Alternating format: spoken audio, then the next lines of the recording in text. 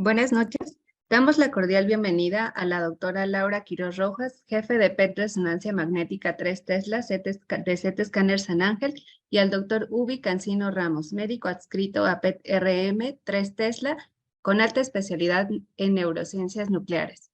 Bienvenido, doctor Cancino, los dejo con ustedes. Hola, muy buenas noches. Bienvenidos a esta sesión. En esta ocasión le toca al departamento de PET-RM llevarla a cabo.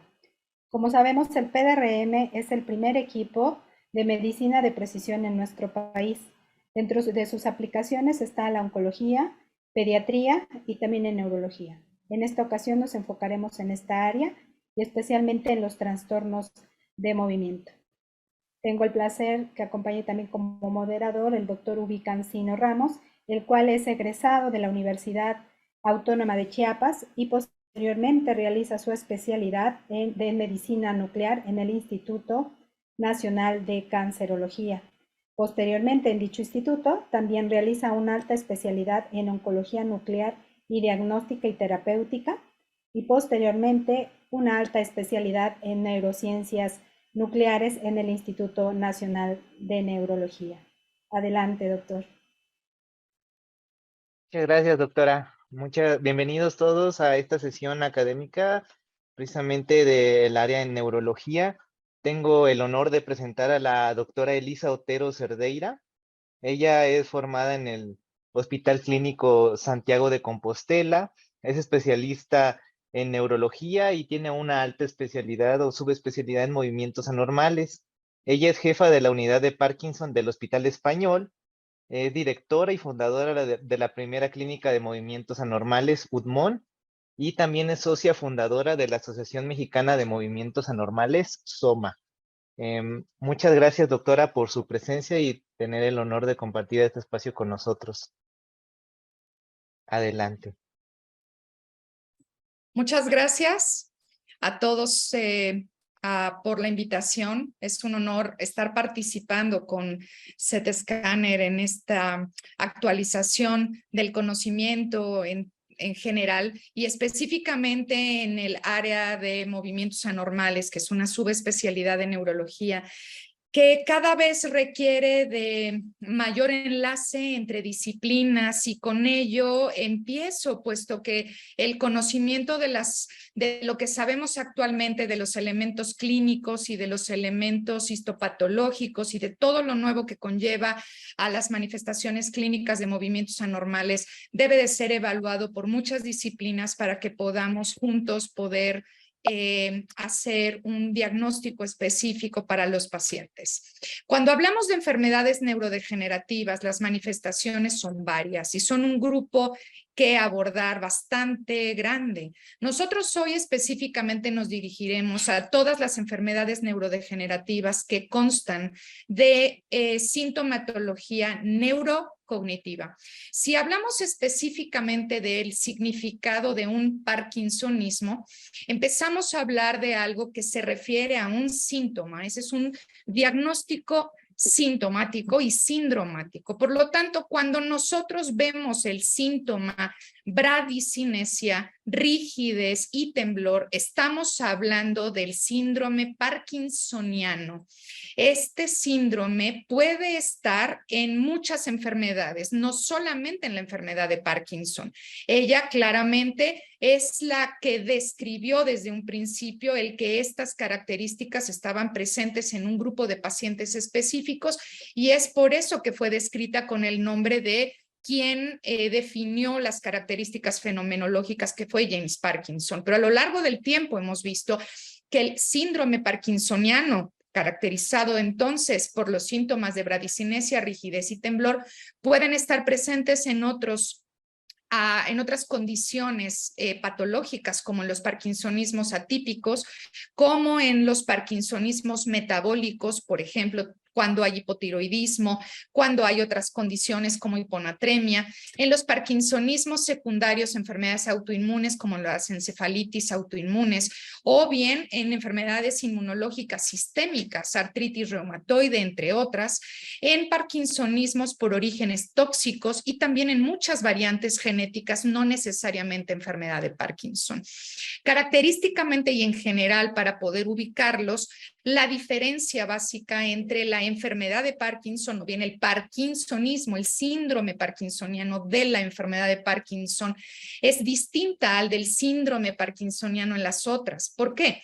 Porque en la enfermedad de Parkinson, como veremos más adelante, los síntomas van a ir evolucionando progresivamente a lo largo de la enfermedad en un promedio de entre 15 a 20 años. Y esto va a favorecer que la sintomatología vaya variando a lo largo de este tiempo. Y sin embargo, la diferencia respecto al síntoma parkinsoniano de los otros parkinsonismos, sobre todo de las otras neurodegenerativas, en este caso de los atípicos, la diferencia clave y característica entre muchas otras que ahorita mencionaremos es que las velocidades de evolución son mucho más rápidas y por lo tanto las manifestaciones más discapacitantes que, por ejemplo, en Parkinson aparecerían en etapas más avanzadas adelante de los 15 a 20 años, en los otros parkinsonismos se adelantan entre 6 a 8 años, teniendo un paciente muy discapacitado a los 10 años. Por lo tanto, empecemos hablando de la enfermedad de Parkinson como tal. Y si hablamos de ella, seamos muy puntuales en este esquema, que es un esquema histórico. Específicamente, cuando fue descrita por James Parkinson hace más de 200 años y él la describe fenomenológicamente, justo de ahí surge. Él describe el fenómeno motor, es decir, la bradicinesia, la rigidez, el temblor, pero él en ese momento no tenía los elementos de otras disciplinas, característicamente hablando, por ejemplo, de la biofísica, de las lentes especiales, y no fue hasta que más adelante utilizó a las otras disciplinas para poder comprender la historia de la enfermedad de Parkinson, el que esto era debido a que había acúmulos de proteínas, en este caso los cuerpos de Levy, en ciertas estructuras cerebrales, específicamente en las áreas motoras de la sustancia negra. Claro, fue avanzando el tiempo, se descubre que esto tenía que ver con el receptor dopaminérgico y por lo tanto el desarrollo de fármacos alrededor de la dopamina, específicamente la levodopa, constituía una clave fundamental para mejorar la sintomatología motora. Pero resulta que hasta que fue pasando el tiempo y ya tiempo muy adelante, hasta los 2000, Brack, histopatólogo, descubre que este fenómeno de depósitos de cuerpo de Levy no estaban solamente en las áreas motoras. Si bien ya Parkinson había descrito fenomenología no motora, fue muy clave el que Brack, el histopatólogo, hubiera hecho una correlación entre las localizaciones precisas en las diferentes etapas de la enfermedad y por lo tanto el surgimiento de sintomatología previa a ella. De esta manera, conforme se van los depósitos colocando de regiones más basales a regiones más corticales, es que empieza la sintomatología. Esto cubre importancia porque hoy entendemos a la enfermedad no solo a través de los fenómenos motores ya bien descritos desde hace más de 200 años, que son la fenomenología parkinsoniana, es decir, la bradicinesia, la rigidez y la lentitud, sino que hoy entendemos que la enfermedad empieza años antes, con pródromos muy claros y que depende de las series que se revisen, pueden estar en promedio 4 años, pero antes de las manifestaciones motoras, pero que pueden, según la serie, estar a veces 20 años antes. ¿Y con qué manifestaciones no motoras específicamente? Pues todas las que conllevan a la base, y es decir, hiposmia, alteraciones en el sueño, sobre todo manifestaciones del sueño REM, en donde el paciente empieza a moverse, a hablar dormido, tener sueños muy vívidos, constipación, ansiedad, depresión y cambios en los estados cognitivos y conductuales que pueden predecer años antes a la enfermedad motora y que, como se dan cuenta, pues puede conllevar a que el paciente busque ayuda en diferentes disciplinas que Hoy tenemos la obligación los neurólogos de transmitir a nuestros compañeros de estas otras disciplinas el que se vayan juntando elementos como disminución del olfato, depresión, ansiedad, dolores crónicos, constipación, pues puede ya ser parte de una enfermedad neurodegenerativa, en este caso enfermedad de Parkinson o alguna otra neurodegenerativa, y es importante enviar al neurólogo, en este caso el especialista en movimientos anormales, para poder definir si se trata o no de ella y empezar a trabajar. Claro que existen posibilidades desde temprano con radiotrazadores, algunos de ellos todavía no están en México, para definir los síntomas no motores tempranos. Hay otros que ya los tenemos y que al menos pueden dar una caracterización que pueda dirigirte a pensar que algunos de ellos sí puedan ser síntomas tempranos, y sobre todo los radiotrazadores cardíacos, que nos ayudan a definir alteraciones que son no motoras, que son hipertempranas, que son parte de los pródromos y que nos pueden ayudar a ir guiando a ese paciente hacia un estado de mejoría general, porque los no motores pueden ser también muy difíciles de controlar para el paciente y además muy difíciles de comprender, dado que no tienen una terapéutica específica cada uno de ellos, y más si está antes de los síntomas motores, porque el paciente puede estar muy confundido de qué es lo que sucede, por qué no mejora, y puede ser porque sean parte de esta sintomatología. Una vez que ya hay una deficiencia dopaminérgica en las áreas motoras de arriba del 30 al 70%, es que empiezan a surgir los síntomas parkinsonianos que hemos descrito, que son los característicos y a partir de los cuales se hace el diagnóstico. Y esto es el que empiezan los síntomas parkinsonianos hemicorporalmente, y esa es una clave diagnóstica. Al paso del tiempo se generalizan a ambos lados del cuerpo, pero predomina un solo lado, y al paso del tiempo también hay problemas axiales, de estabilidad postural, en donde el paciente se ve encorvado, de trastorno de la marcha y de trastorno del equilibrio. Estas características claves, donde siempre predomina un lado, incluso pueden ver cómo hay una asimetría clara en la sintomatología, es fundamental para el diagnóstico de la enfermedad de Parkinson dentro de las neurodegenerativas, que es la segunda neurodegenerativa más común después del Alzheimer. Hemos entendido al paso del tiempo que hay diferentes tipos de enfermedad de Parkinson. Por eso hay unas que son predominantemente tremorígenas, donde el temblor es el que predomina y suelen ser las más benignas, con menos deterioro cognitivo, mientras que las formas de instalaciones mayores todavía de 60 y que son más rígido-lentas suelen tener una fenomenología no tan benigna, con mayor deterioro cognitivo, y no dejan de ser enfermedad de Parkinson.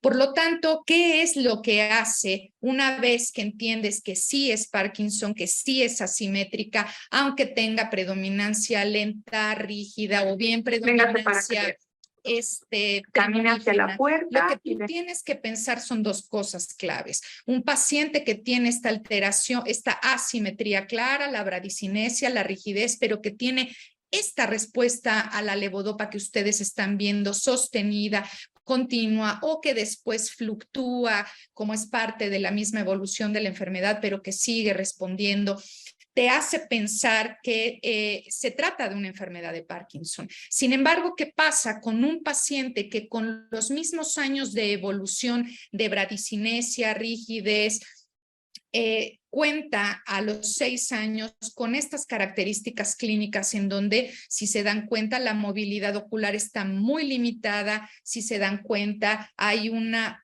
No está detenido el video, dense cuenta cómo los ojos están limitados, visión limitada hacia arriba, hacia abajo, dense cuenta cómo está francamente lenta la movilidad del dedo, es muy, muy lento. ¿Y qué es lo que hace que entonces este paciente, teniendo los mismos años de evolución, sea tan diferente al paciente de arriba y tenga tan mala respuesta? Pues justo ahí es la clave fundamental, en donde los estudios de imagen nos van a apoyar, dado que si la clínica tiene una falta de respuesta, una respuesta no sostenida, un deterioro cognitivo temprano, una afasia que es constante, continua, rápidamente progresiva, o bien un ortostatismo, una disautonomía anemia temprana, nos tiene que hacer pensar que ese parkinsonismo muy probablemente no se trata de enfermedad de Parkinson. Y esto es el resultado de que no todo es una sinucleinopatía. Hay placas diferentes, por ejemplo, como placas neuríticas, otros cuerpos de Levy, hay otro tipo de histopatología en las neurodegenerativas que conforman a todo un rubro, por ejemplo, la parálisis supranuclear progresiva, que va a tener características parkinsonianas, el paciente va a tener bradicinesia, rigidez, pero en algún momento, como el paciente que vimos, va a tener afección de la visión, temprana afección en la estabilidad postural, en la marcha, en el lenguaje, y eso es lo que nos tiene que hacer pensar que se trata de una sintomatología con síndromes corticales de otro tipo, que no necesariamente es un padecimiento neurodegenerativo del tipo enfermedad de Parkinson.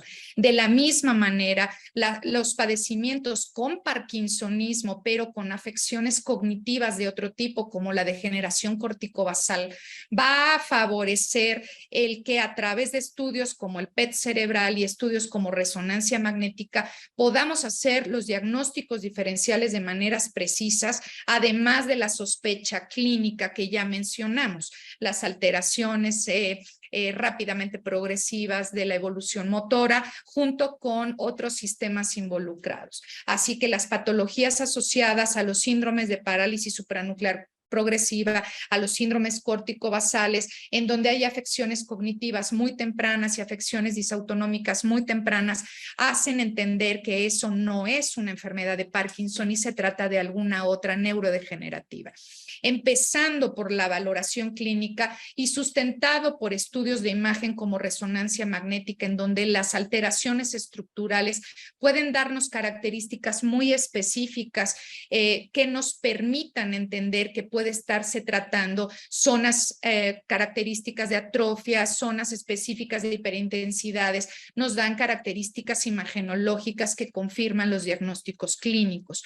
De la misma manera, cada uno va a tener una caracterización específica por el PET, tanto en FDG como en FDOPA, en el caso de ser enfermedad de Parkinson, como nos va a decir el doctor Ubi. Y lo más importante aquí es que la especificidad y la sensibilidad suelen ser muy altas, y si tú tienes un criterio clínico específico y confirmas por imagen los elementos específicos, es muy poco probable que no te equivoques. Aún así, tienes que ser muy cuidadoso y muy cauteloso, dado que hay características clínicas. Por ejemplo, esta es una de las pacientes que vemos que hicimos un PET desde hace pues más o menos unos 6 años en el Instituto de Neurología, probablemente todavía estaba ahí el doctor Ubi, y había salido con ella tenía un síndrome rígido acinético,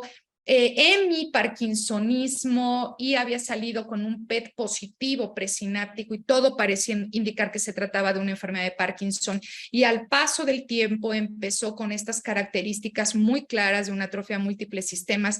Pero bueno, por eso tenemos que ser muy cautos con el seguimiento. El seguimiento es algo muy importante en el tiempo, y obviamente el comparativo de algunos de los estudios. De la misma manera, los pacientes con parálisis supranuclear progresiva, que pueden empezar con sintomatología parecida a la enfermedad de Parkinson y que años después continúan con otros síntomas que te hacen entender, y falta de respuesta a la levodopa y otras características clínicas que te hacen entender que se trata de otro parkinsonismo, pero desde el principio puede estar muy bien apoyado con los estudios de imagen y con los estudios de los radioisótopos, que pueden ayudarnos a direccionar de manera correcta el diagnóstico en fases tempranas y a lo largo de la evolución.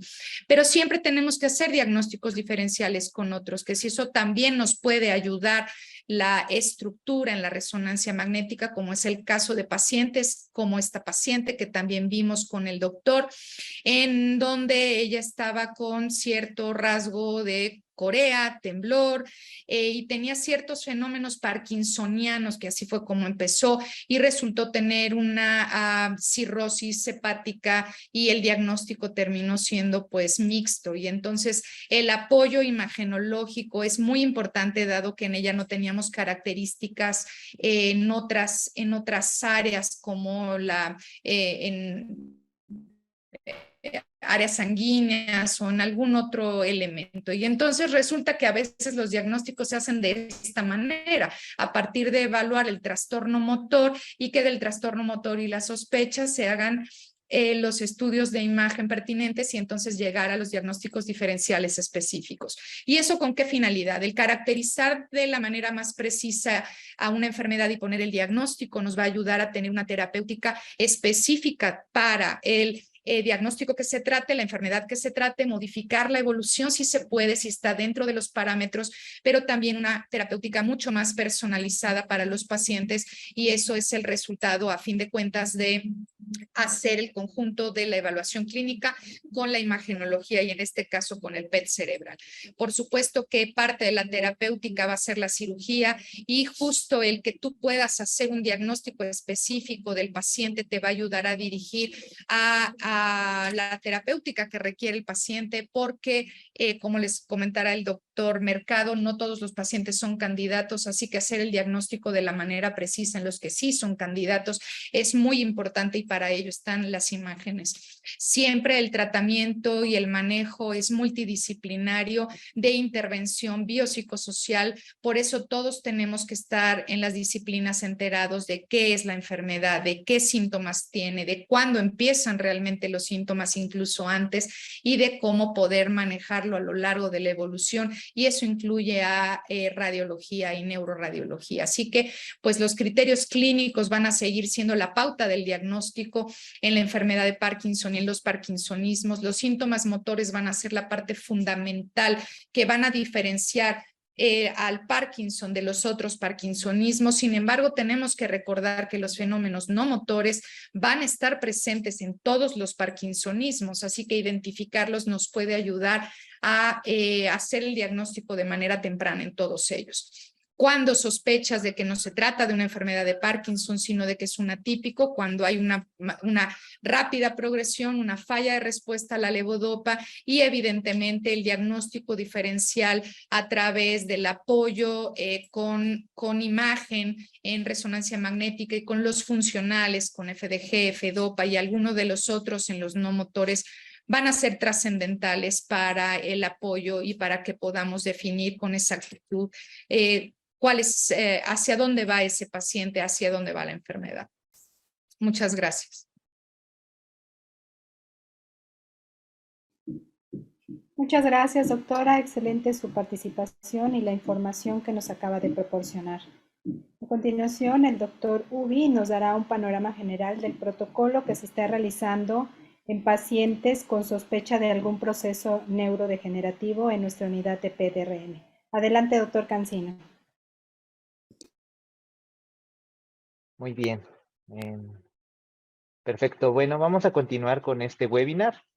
Precisamente lo que vamos a hablar ahora, ya dando el marco clínico y que dio la doctora Otero, vamos a hablar de la utilidad de la imagen híbrida, precisamente en este diagnóstico diferencial de los parkinsonismos. El objetivo de esto es breve, vamos a hablar de las generalidades de los trastornos del movimiento y señalar las aplicaciones precisamente que tenemos en imagen molecular. Perfectamente y ampliamente lo había explicado la doctora. Es un conjunto de síndromes neurológicos que se van a caracterizar por la deficiencia en la ejecución de un movimiento voluntario, pero obviamente va a haber una ausencia significativa de alguna parálisis, alguna debilidad muscular, pérdida de la sensibilidad o propiocepción, o de las lesiones de la médula espinal o nervios periféricos que sea subyacente. Sabemos la clasificación mayor de los desórdenes de movimiento, que clasifica principalmente a los síndromes parkinsonianos en primarios, Parkinson Plus, secundarios y otros desórdenes con función motor alterada. Dentro de los primarios sabemos que es el más común, y principalmente el esporádico o idiopático, así como el familiar. En los Parkinson Plus estábamos hablando precisamente de la atrofia sistémica múltiple, la parálisis supranuclear progresiva y la demencia de cuerpos de Lewy, por mencionar algunas. Y los secundarios que son dados por alguna enfermedad subyacente como eventos vasculares que sean inducidos por medicamentos de tipos infecciosos, metabólicos, como habíamos visto en algunos casos, y algunos otros desórdenes como el Huntington, enfermedad de Wilson y demás. Los síntomas parkinsonianos, precisamente ya había comentado la doctora acerca de que es un síndrome hipocinético que se caracteriza por un temblor en reposo, hay rigidez muscular, bradicinesia, inestabilidad postural y causa primaria más común como la enfermedad de Parkinson. Sin embargo, no es la única y precisamente se presta mucho al error por la interpretación clínica debido a que a veces son datos insuficientes que se van o se va conociendo el paciente a través del tiempo y un tercio puede tener diagnóstico en el primer nivel y del 10 al 12% puede tener error diagnóstico en doctores que son especialistas en trastornos del movimiento. Precisamente los que más se superponen a la enfermedad de Parkinson son los parkinsonismos secundarios o atípicos, que es la PCP y la atrofia multisistémica, por mencionar algunos. Fisiopatológicamente ya había sido explicado que la pérdida neuronal va a haber de la sustancia nigra, principalmente a nivel del mesencéfalo y del cuerpo estriado hacia la región ventrolateral. Y esto va a también causar depósitos o inclusiones intracelulares que van a contener agregados de alfa-sinucleína. Como vimos, dependiendo del tipo de agregado de esta sinucleinopatía, vamos a tener a la diferente enfermedad neurodegenerativa que va a ser sustentada. Los síndromes parkinsonianos se van a caracterizar por estas 4 cosas principales, que es la rigidez, el temblor y la bradicinesia, y así como la inestabilidad postural. Pero dentro de todo este marco clínico tenemos un montón de enfermedades o de posibilidades diagnósticas y que pueden ser muy, muy retadoras para los clínicos. Como cuál, bueno, habíamos hablado de los parkinsonismos atípicos, la atrofia sistémica múltiple, la parálisis supranuclear progresiva, la degeneración corticobasal, demencia por cuerpos de Lewy, algunas formas genéticas de la enfermedad de Parkinson y la enfermedad de Alzheimer en sí. Y también hay otros desórdenes no degenerativos como el temblor esencial, el temblor distónico, por mencionar algunos. Dentro de todo esto, ¿qué vamos a encontrar en la clínica? Aparte de la clínica, se están buscando actualmente biomarcadores.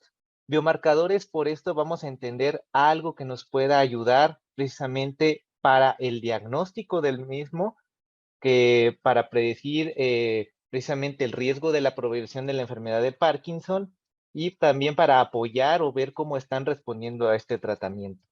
Todos estos biomarcadores siguen en investigación, aparte de los clínicos. Después de los clínicos, ¿qué tenemos por apoyo? A los estudios de imagen. Y esto está dado por la American Association of Neurological Surgeons, principalmente al PET con DOPA, o este es un ejemplo, vemos en la primera imagen un control sano y precisamente cómo es esta degeneración nigroestratal persináptica a nivel del cuerpo estriado. En este caso es principalmente del lado derecho. También tenemos a otro radiotrazador que es la metayodobencilguanidina para evaluar la denervación cardíaca que va a tener precisamente en estas enfermedades de Parkinson, y también a la resonancia magnética entre la secuencia de la SWI, que vamos a ver en este lado, en la imagen C, es un control sano. Vamos a ver estas áreas ovoides de hiperintensidad, están rodeadas aquí por las flechas. Dentro va a haber esta sustancia negra en la región dorsolateral. Y precisamente en pacientes con enfermedad de Parkinson va a estar ausente.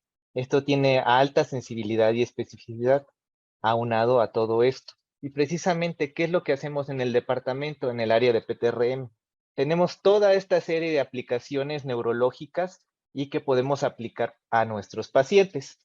Evaluando el deterioro cognitivo y las demencias a través de los diferentes radiotrazadores y las secuencias de resonancia, precisamente lo de esta plática, trastornos del movimiento, para localizar focos epileptógenos, diagnóstico de encefalitis, síndromes paraneoplásicos, padecimientos neuropsiquiátricos, y dentro del área de la neurooncología tenemos a la evaluación primaria y predicción del grado tumoral para estadificar, valorar respuesta al tratamiento ante una sospecha de una recurrencia, diferenciar radionecrosis versus recurrencia tumoral y para guiar algunas biopsias. Principalmente, bueno, lo que se enfoca a este foro es a lo de trastornos del movimiento. ¿Qué elementos contamos en el departamento? Tenemos lo que es el PET-CT y el PET-RM.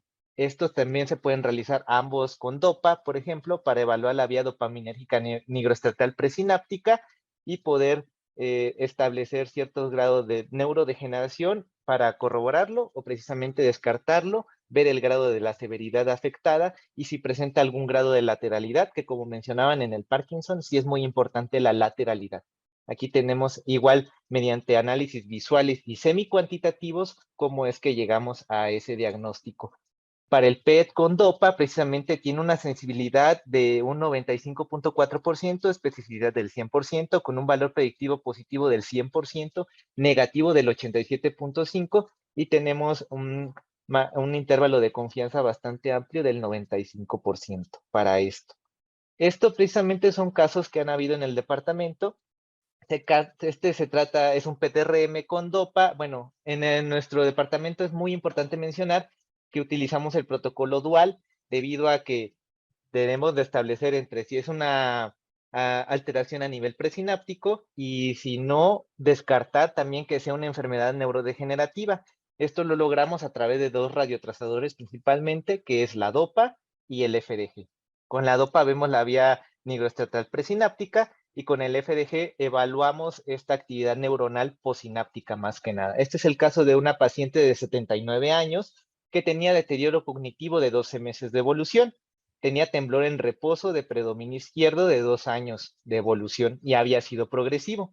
En esta imagen podemos ver precisamente que existen estos meningiomas calcificados que tenían cierto grado de avidez por el radiotrazador. También tenía un hematoma subdural parieto-temporo-occipital secundario a una caída, una microangiopatía fase CAS2 y podemos observar también la disminución moderada en ambos putámenes de predominio derecho, así como en los caudados. En el complemento con el FDG, podemos observar estos mismos meningiomas y ahora lo que llama la atención a nivel del FDG es estas áreas de disminución del metabolismo, lo que se torna en colores azules o oscuros. Tenía un hipometabolismo moderado en cíngulo posterior, en la precuña, a nivel temporal, hipometabolismo severo a nivel parietal y tenía un hipermetabolismo paradójico a nivel de los ganglios de la base. Todos estos hallazgos, aparte de los visuales, fueron corroborados mientras por los análisis semi-cuantitativos que realizamos a través de bases de datos de pacientes, precisamente corroboramos los hallazgos y podemos concluir a este paciente como una enfermedad, precisamente una enfermedad de Parkinson de predominio derecho y aunado a esto, una enfermedad de Alzheimer. En realidad, precisamente son enfermedades neurodegenerativas que pueden superponerse, pero nunca se pueden excluir, pueden sumarse, pero es importante precisamente llegar a estos diagnósticos que a veces se tornan un poco complejos.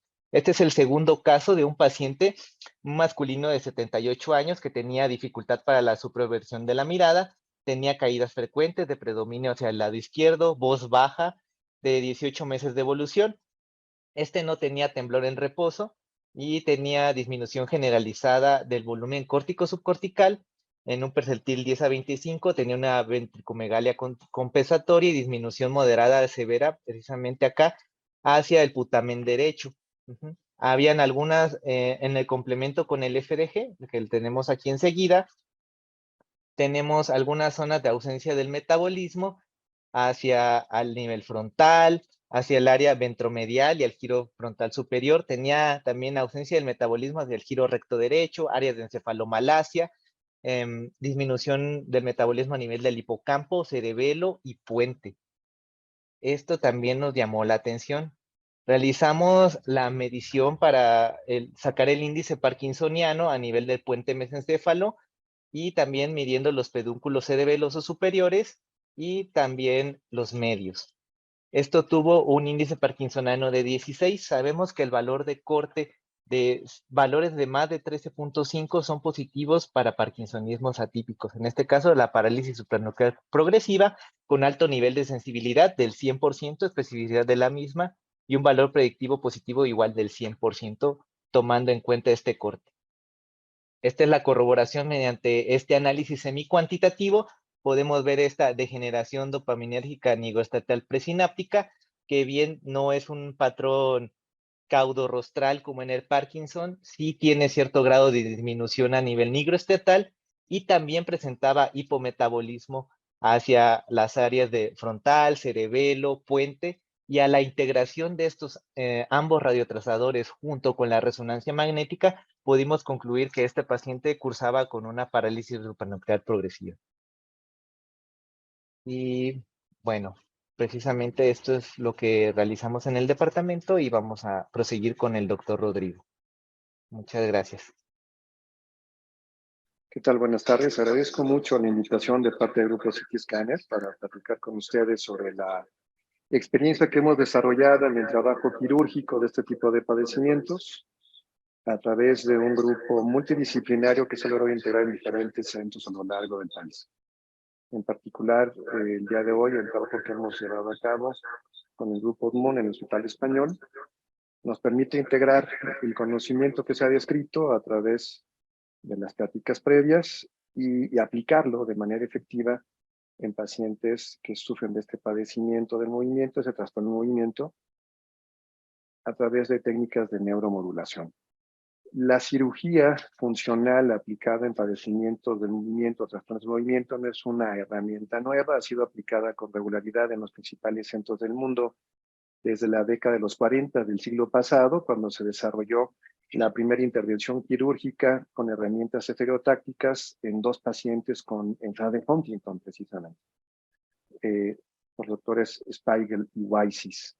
En aquel entonces se utilizaba la radiología convencional simple, ya fuera a través de sistemas de ventriculografía con la inyección de medio de contraste en el interior de los ventrículos, o con ventriculografía inyectando únicamente aire en el interior de los cuerpos vertebrales de los cuerpos ventriculares para poder identificar esta estructura anatómica denominada línea intercomisural y que delimitaba una trayectoria paralela al plano más ventral del tálamo y que correspondía con una línea que se encontraba entre el aspecto más anterior del tercer ventrículo, la comisura anterior, y el aspecto más posterior en la comisura posterior. A partir de esta observación básica, se adivinaban las coordenadas. En base a la repetición de casos, existía ya un mapa de coordenadas estereotácticas, pero en realidad no se identificaban con claridad los núcleos, únicamente se apostaba a que se encontraban en esas referencias anatómicas matemáticas ya conocidas. En la actualidad, los nuevos espacios quirúrgicos aprovechan los importantes avances realizados en materia de imagen estructural con la intención de identificar, ya no adivinar, sino realmente identificar estos núcleos y poder observar, como lo hacemos en esta imagen, el núcleo subtalámico, poder identificar las estructuras anatómicas vecinas que nos sirven como referencia para poder generar un mapa previo de planeación preoperatoria, y al mismo tiempo nos permite identificar no solamente estos núcleos, sino trazar trayectorias que puedan identificar no solamente estructuras de interés funcional, como el blanco principal, sino también identificar estructuras vasculares y estructuras funcionales anatómicas que no deseamos tocar durante el procedimiento quirúrgico. El avance tecnológico nos ha permitido realizar no solamente cirugías más precisas, sino también al mismo tiempo cirugías mucho más seguras, reduciendo el riesgo de sangrado, que es sin duda el más importante que enfrentamos durante los procedimientos estereotácticos funcionales. Y de manera paralela al crecimiento del desarrollo de tecnologías que asisten la colocación de estas herramientas, también existe un avance muy importante y es el desarrollo de los electrodos sables profundos, que consisten precisamente en electrodos que se introducen en lo profundo del cerebro, en estructuras subcorticales, tienen dimensiones milimétricas. Las dimensiones de estos electrodos varían entre 1.5 y 1.8 milímetros de diámetro, y que son conectados a través de sistemas de extensión subcutáneos hacia generadores de pulso que se guardan por debajo de la piel en un pocket subcutáneo y que puede generar de manera cotidiana y crónica diferentes variables de estimulación para poder modular las estructuras cerebrales en donde hemos hecho blanco. La aplicación de esta tecnología orientada a trastornos del movimiento se debe, sin duda, al desarrollo de este equipo por los profesores Aline Benavid y el profesor Pierre Polac en Nuevo en Francia. La primera publicación ya data de 1987 con la colocación de electrodos en el núcleo ventral intermedio de pacientes con temblor esencial. Y desde entonces a la fecha se tiene un rastro aproximado de entre 210 a 250,000 equipos implantados en todo el mundo, con ya más de 35 años de experiencia clínica y que convierten a esta terapia en el estándar de oro quirúrgico para pacientes con de Parkinson. En 1999, cuando ya se había consolidado esta tecnología a nivel internacional, surge una importante guía para definir cuáles serían aquellos pacientes que se verían grandemente beneficiados por este tipo de tecnología. Y finalmente, yo creo que en la actualidad la importancia reside precisamente en la identificación temprana, oportuna y la identificación exacta de pacientes que van a resultar beneficiados con este procedimiento quirúrgico. Las herramientas de guía de colocación de los electrodos, de guía estereotáctica, con marco, sin marco, robótica, guiadas por imagen en paciente dormido o en paciente despierto, al final son exitosas porque hemos escogido al paciente adecuado. Y cuando el paciente adecuado está afortunadamente en la mesa quirúrgica, sabemos que gran parte del éxito quirúrgico se encuentra ya asegurado. Perdón. El CAPS para Parkinson, en su momento definía criterios clínicos de la enfermedad. El paciente debería provenir de una clínica especializada en trastornos de movimiento, que no tuviéramos dudas sobre la característica clínica que definía su enfermedad de Parkinson. El paciente debería tener al menos 5 años de evolución con esta enfermedad, tener una respuesta adecuada de medicamentos dopaminérgicos, no deberían identificarse factores de riesgo cognitivo, de deterioro cognitivo, y los estudios de imagen básicos a partir de resonancia magnética y PET en algunos casos debían considerar el diagnóstico de imagen por imagen de enfermedad de Parkinson primaria y no identificar alguna lesión estructural que participara del desarrollo de estos síntomas.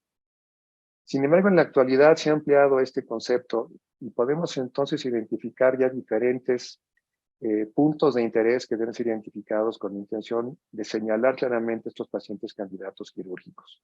El abordaje basado en perfiles clínicos.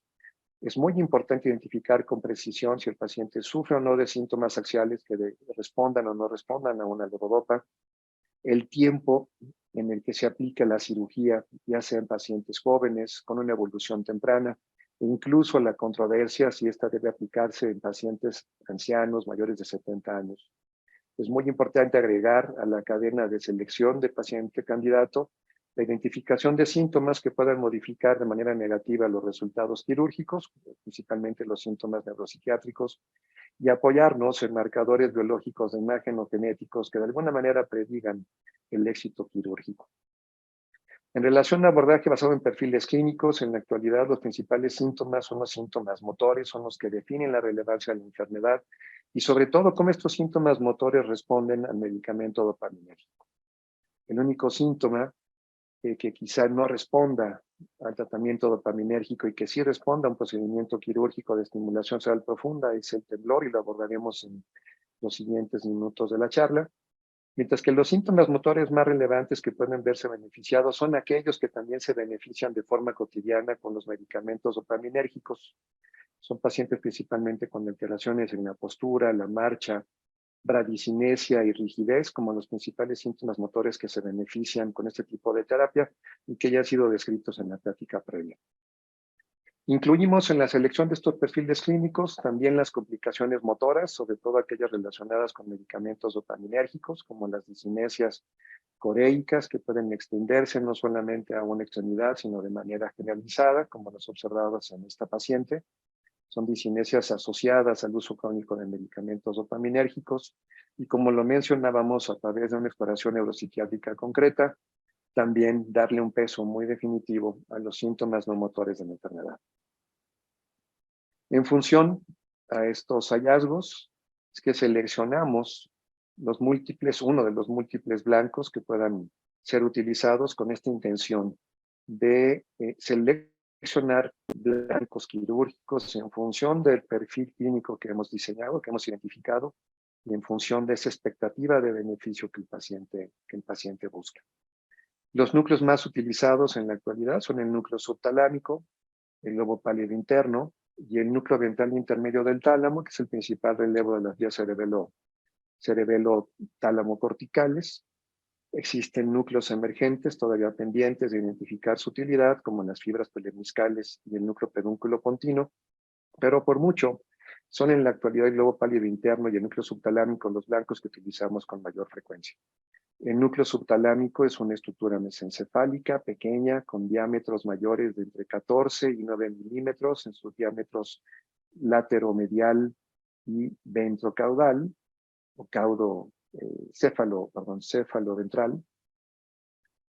Y el globo pálido interno en el aspecto más medial del globo pálido.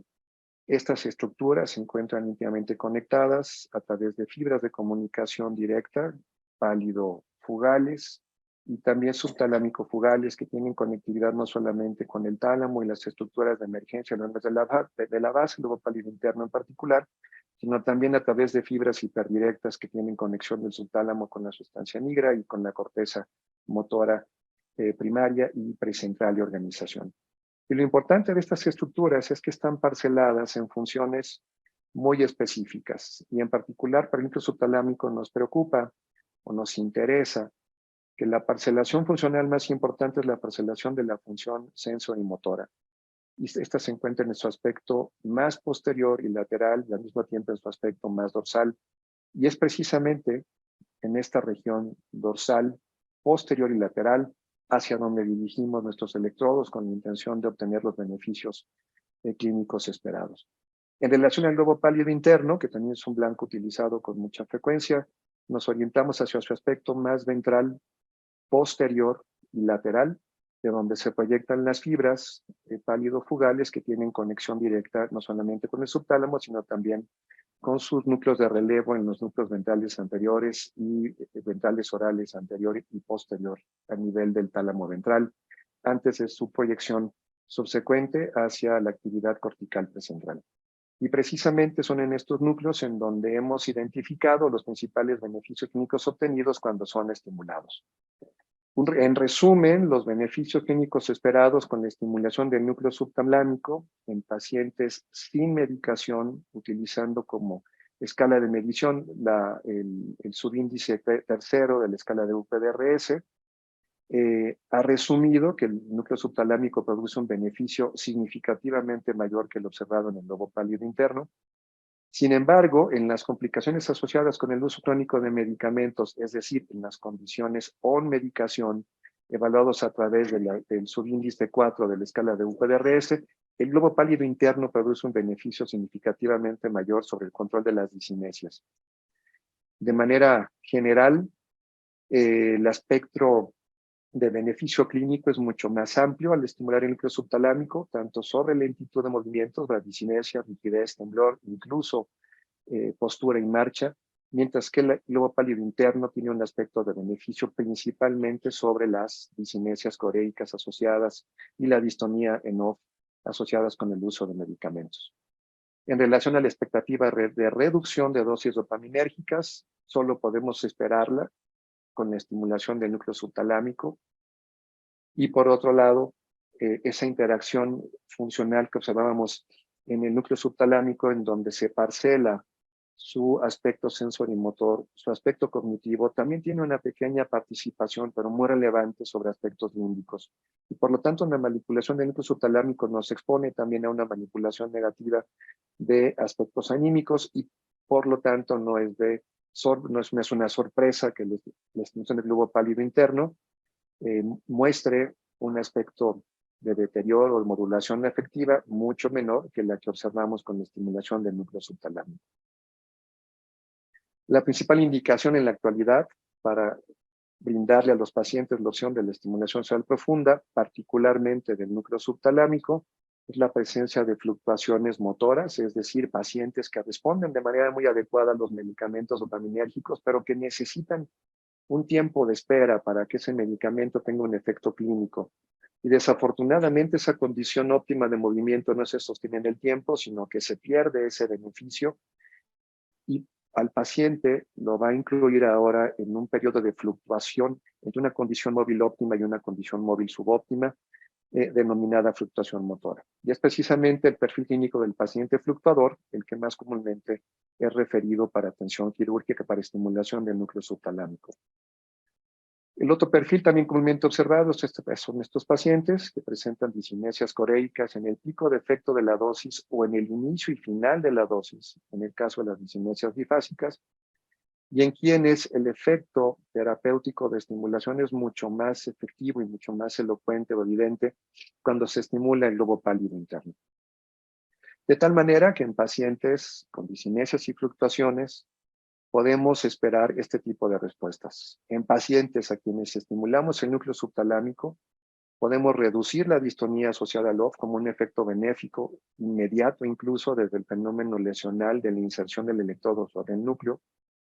Y la estimulación crónica a largo plazo permite la reducción progresiva de medicamentos dopaminérgicos y por lo tanto reduce la severidad de las discinesias asociadas a estos medicamentos dopaminérgicos, así como el tiempo con discinesias al que está expuesto el paciente.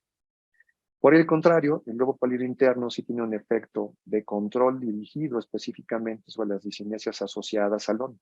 La estimulación del núcleo del lobo pálido interno sin reducción de medicamentos dopaminérgicos controla las discinesias de una manera muy efectiva, al igual que la distonía asociada al OFF. Es importante considerar estas interacciones entre la estimulación de estos núcleos y la dosificación de medicamentos dopaminérgicos con la intención de diseñar estrategias concretas que se acoplen a las expectativas de beneficio para cada paciente.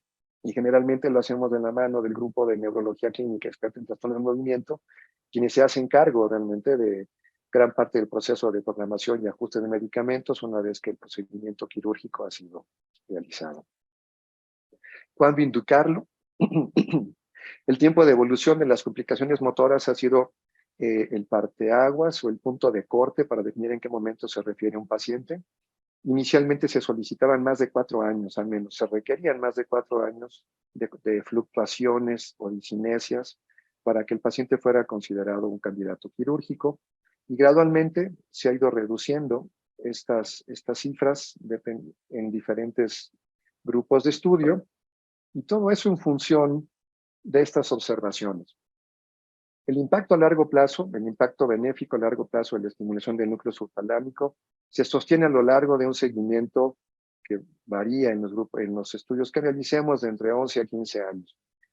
Los síntomas motores en estimulación ON y en estimulación OFF muestran mejoría, sobre todo en la escala de UPDRS, a lo largo de los 11 años de vigilancia, en el caso de esta serie descrita, donde la mejoría en el UPDRS-4, es decir, complicaciones asociadas con el uso de medicamentos dopaminérgicos, discinesias y fluctuaciones motoras, se mantenían en más de un 70%, alrededor de un 70% de los pacientes a lo largo de 11 años.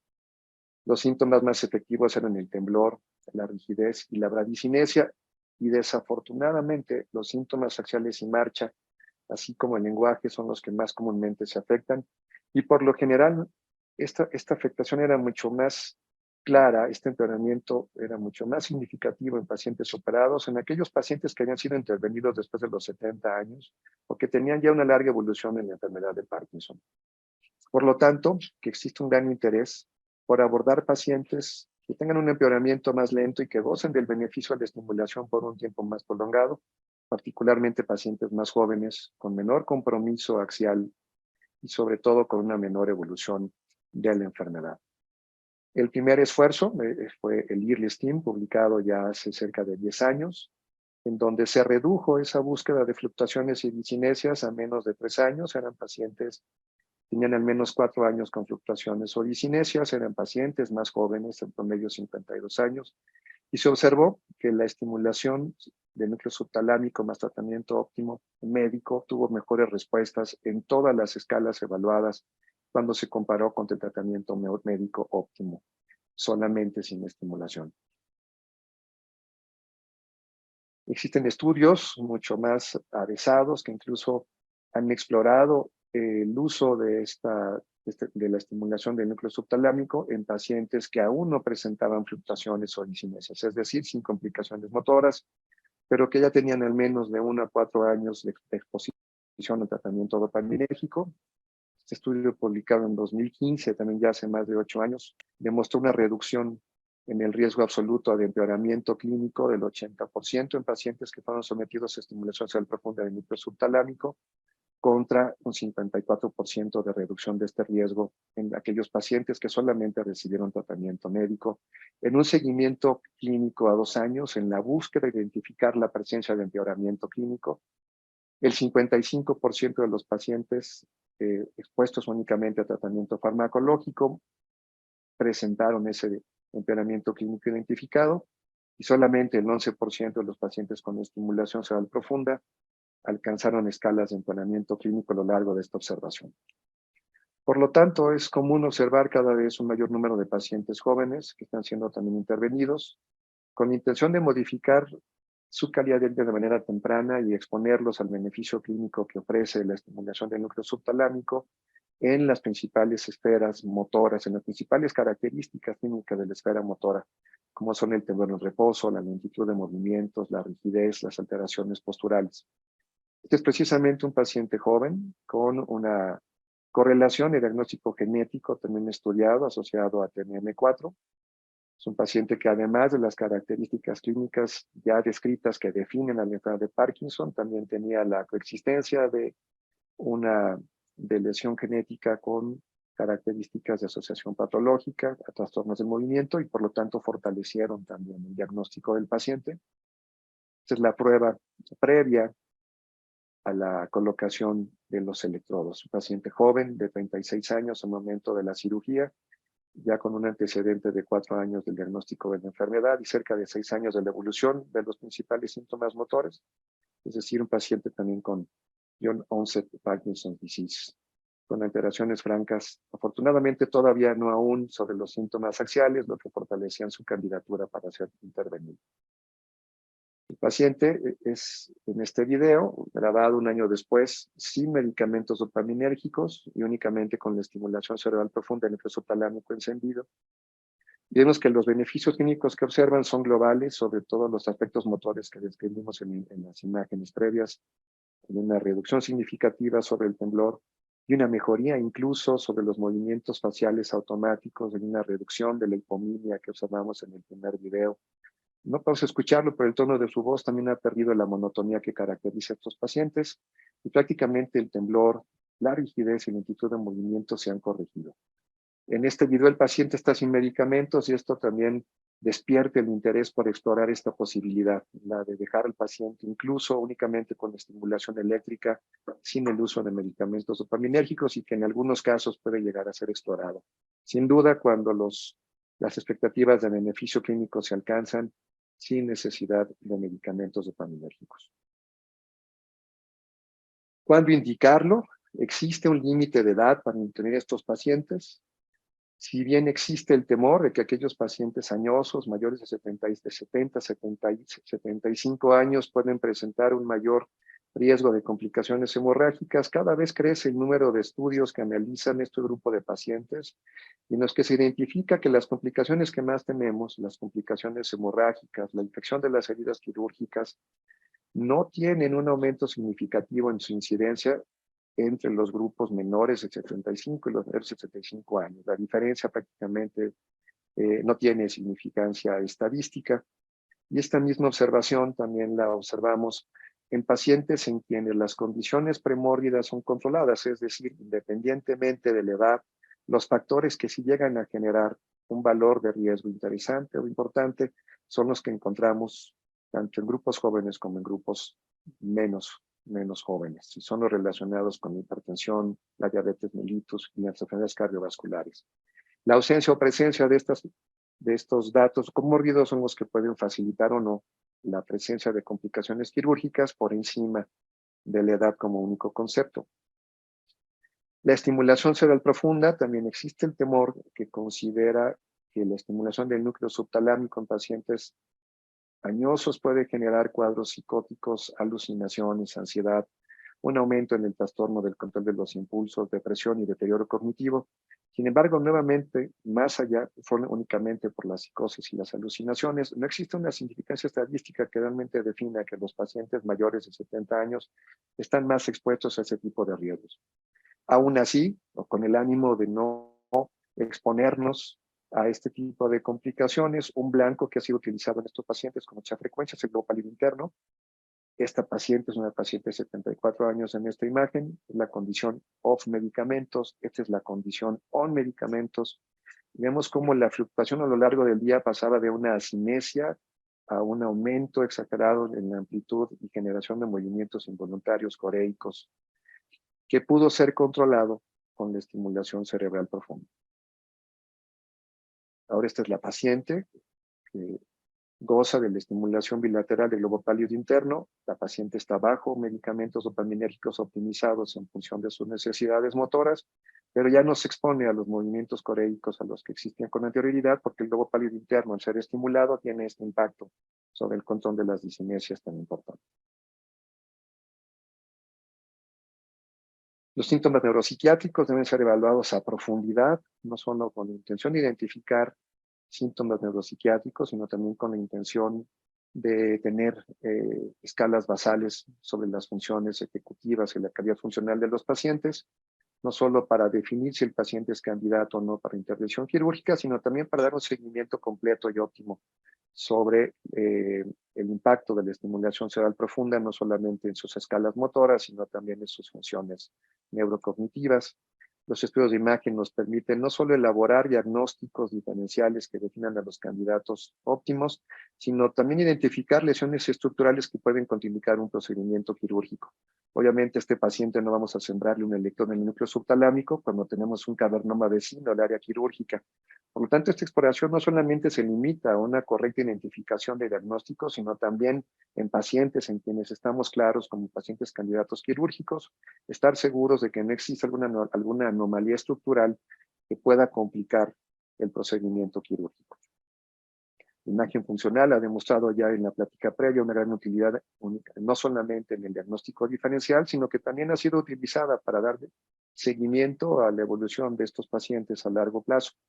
Y junto con la imagen existe un nuevo concepto básico y es el concepto genético, que nos ha permitido identificar una gran cantidad de genes asociadas con esta enfermedad, pero particularmente son de interés aquellas formas monogénicas de la enfermedad y la respuesta que muestran particularmente Parkina, LRRK2 y GBA a los medicamentos dopaminérgicos, y que entendemos que un paciente que responde de manera muy efectiva a los medicamentos dopaminérgicos también lo hará a la estimulación cerebral profunda. Y por lo tanto también podemos inferir a partir de estas observaciones clínicas que aquellos pacientes que responden de manera pobre a medicamentos dopaminérgicos o de quienes sabemos que existe una progresión de deterioro motor y cognitivo mucho más acelerado, como los pacientes con GBA, pueden también presentar una evolución posoperatoria mucho más tórpida y negativa, y por lo tanto estos factores también podrán ser identificados en el futuro como marcadores biológicos que definan el éxito o no de un procedimiento quirúrgico. Dejo para el final la cirugía en temblor. Es un síntoma muy interesante, particularmente porque el temblor es un síntoma que no necesariamente debe responder a medicamentos dopaminérgicos para convertirlo en un perfil clínico de interés quirúrgico. El blanco en este caso son las vías cerebelotalámicas, principalmente identificadas o interrumpidas a nivel del núcleo ventral intermedio del tálamo. Y esa ha sido de gran utilidad en el uso de la tractografía, específicamente para identificar estas vías cerebelotalámicas a través de las fibras que parten del núcleo dentado. Este es un tracto identificado como el núcleo dentato rubrotalámico. Y mientras más cerca están nuestros electrodos de este tracto cerebelotalámico, la necesidad de voltaje de una amplitud específica para controlar el temblor es mucho menor. Por lo tanto, queda claro la identificación de estas estructuras anatómicas, ya no solamente a partir de la observación de los núcleos estructurales, sino a partir de la definición de las fibras que conectan estas estructuras, también son blancos interesantes para modular de manera más efectiva síntomas como el temblor, ya sea a través de la generación de una lesión, a través de un mecanismo físico como la radiofrecuencia. Esta es una talamotomía por radiofrecuencia en un paciente con un temblor, con un perfil de Parkinson tremorígeno, y que muestra con claridad los beneficios, en este caso, de una talamotomía izquierda. Un control completo sobre las actividades de la vida diaria que le permiten desarrollarlas de manera independiente. De manera definitiva nos muestran con claridad los beneficios de la cirugía lesional en pacientes muy bien caracterizados, particularmente cuando el temblor es su principal manifestación clínica. También puede ser utilizado como blanco para la estimulación cerebral profunda, el núcleo ventral intermedio del tálamo. En el caso de esta paciente, en quienes por cuestiones en aquel entonces financieras decidimos generar una lesión en el núcleo bien del tálamo derecho, una talamotomía derecha, y tratar de manera contralateral con la colocación de un electrodo cerebral profundo en ese mismo núcleo. Es muy interesante observar cómo ese beneficio sobre el control del temblor es simétrico y similar en ambos hemisferios. Y es reconfortante su aplicación porque el beneficio clínico observado es inmediato a la implantación del electrodo, la generación de la lesión, y tanto en pacientes con estimulación como cirugía lesional, tanto en pacientes con Parkinson como temblor esencial, el beneficio se sostiene a lo largo de los años. Los seguimientos de beneficio están descritos por más de 15 años, y eso no quiere decir que no se prolonguen el tiempo más allá de estos 15 años, pero que los estudios disponibles permiten identificar precisamente estos nuevos conceptos de éxito. Básicamente el interés de mi plática era no solamente presentar imágenes sobre el aspecto quirúrgico, sino sobre la definición de los candidatos, que creo que es lo más importante en la actualidad, interpretar de manera correcta los perfiles clínicos que pueden ser beneficiados y hacer un uso correcto de todas las herramientas que van a extender no solamente la definición de pacientes candidatos, sino que estos pacientes incluidos en un protocolo quirúrgico no sean excluidos por la presencia de riesgos y comorbilidades posibles, y con la existencia de marcadores cada vez más explorados, tanto de imagen como genéticos, que abunden en la información clínica para definir a estos pacientes de éxito. Muchas gracias por el tiempo invertido en este webinar. Ojalá haya sido de interés para todos ustedes. Muchas gracias, doctor, y pido una disculpa ya que no fue presentado de la manera que usted se merece por su gran experiencia. Esto pasa en los webinars en vivo, pero lo voy a presentar aún así. El doctor es egresado como médico cirujano de la Universidad de Guadalajara. Realiza posteriormente su especialidad en neurocirugía en el Instituto Nacional de Neurología y Neurocirugía Manuel Velázquez Suárez y se entrena en neurocirugía funcional en la Universidad de Columbia, Britannia, en Vancouver, Canadá. Actualmente labora como neurocirujano funcional en UTMON, en el Hospital Español de la Ciudad de México, en el Centro Neurológico del Hospital ABC de Santa Fe y en el Hospital Faro de Mayab en Mérida y en UNAMO en el Hospital de San Javier en Guadalajara. Muchas gracias, doctor, y otra vez una disculpa. No, para nada, me sentí como en casa, mira, ya arranqué por mi cuenta sin problema, no te preocupes. Sí, muchas gracias. Perdón, doctor, no a usted por su participación. Les pedimos por favor contesten una breve encuesta que aparecerá en sus pantallas y por el tiempo y estas excelentes charlas no habrá espacio para preguntas y respuestas en esta ocasión. Estamos pasados un poco de tiempo y agradecemos a nuestros ponentes por excelentes charlas. Muchas gracias. Gracias, doctores. Por la invitación. Les agradezco mucho al foro. A ustedes por la invitación. Gracias.